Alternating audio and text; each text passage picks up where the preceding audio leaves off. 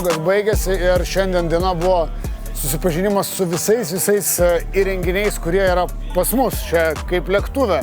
Mes dabar turime Iris Geotrack naują tokį kompiuterį lenktynių. Taip pat turime savo Tripmasterį. Vienas rodo laipsnius, kitas rodo kilometražą. Štai taip jis eina. Taip pat turime GPS, kuris rašinėja mūsų istoriją važiavimo.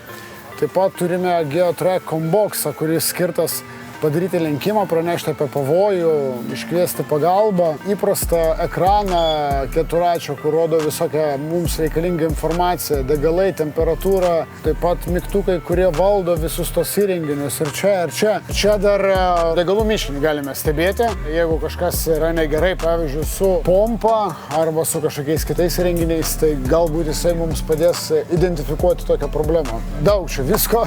Tai pirma diena buvo apie tai, kad suprast, kaip visą tai veikia. Tai manau, kad žiūrėkite CF Moto Thunder Racing Team puslapį ir ten Gaetanas šiandien nuosekliau papasakos apie kiekvieną įrenginį. Tai pirma diena buvo labiau apie emocinį dalyką, kaip visą tai suvaldyti, suprasti, koks įrenginys ką atlieka ir šiandien diena apie tai. O rezultatus sekite ir sužinosit.